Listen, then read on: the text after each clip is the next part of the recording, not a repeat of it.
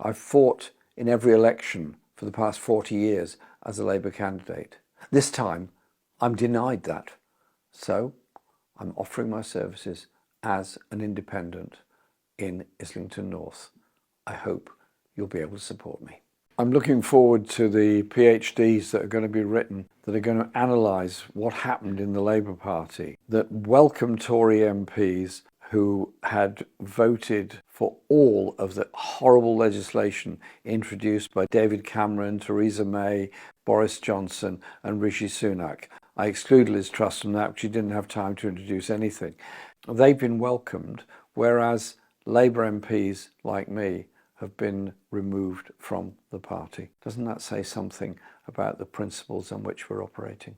When I stepped down as leader of the Labour Party, the party membership was hovering around 600,000, the largest membership it had ever had. Money came in large amounts from very small donations from a very large number of people. Since then, party membership is much smaller and much more money comes from very wealthy donors. The democracy in the Labour Party has been under sustained attack. Many Labour Party members have been suspended or expelled. Local parties have often been denied the right to choose the candidate they want, and despite promises that were made, candidates have been imposed on people in constituencies. Democracy is not always easy, it's often complicated, but it's more important and more vital than the headline of tomorrow or the ease of somebody sustaining their power today.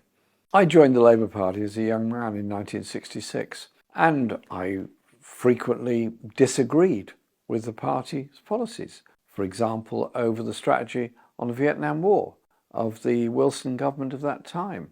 I disagreed with Tony Blair on the war in Afghanistan, in Iraq, and on his proposal to increase student fees.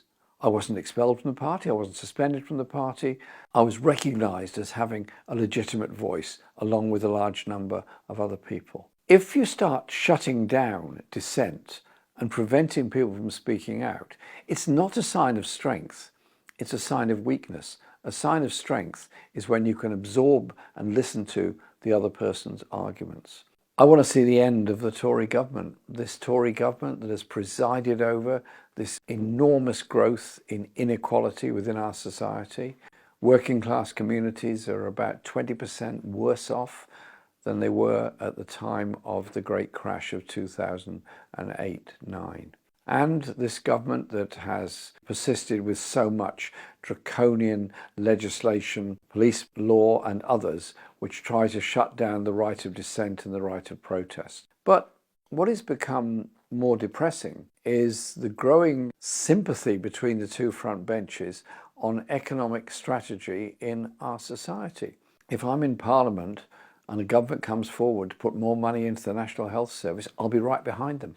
If they want to put more resources into education and end the stress of testing, I'll be right behind them. But if they come forward with an economic strategy which further enriches the very richest in our society and further impoverishes the poorest in our society, then I will be speaking up against them and speaking up for a society based on social justice, based on need, and a world based on peace and environmental sustainability. Being a Member of Parliament is an enormous privilege. And in Parliament, it means being prepared to take up causes that are sometimes not popular. I was involved from the very beginning in the campaign for the innocence of the Guildford Four young people who were disgracefully imprisoned on life sentences for a crime they did not commit.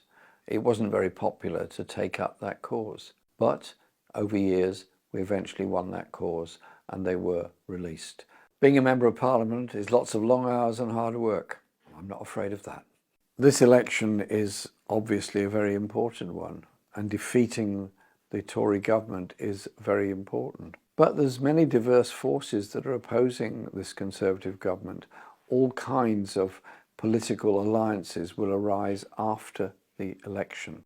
I say to socialists all over the country, stick to your principles, carry on campaigning in all the social justice and peace causes you do, and also participate in the election so you can advance the ideas of a socialist society. To the people of Islington North, thank you for your support. Thank you for all you've taught me over the years. It is a wonderful community, cohesive, united, determined to bring about social justice. Yes, we have huge issues to deal with, but we deal with those together.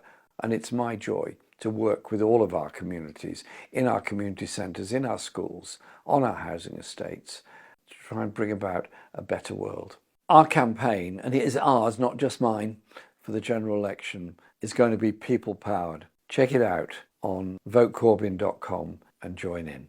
Together, grassroots politics here in Islington North will get into Westminster.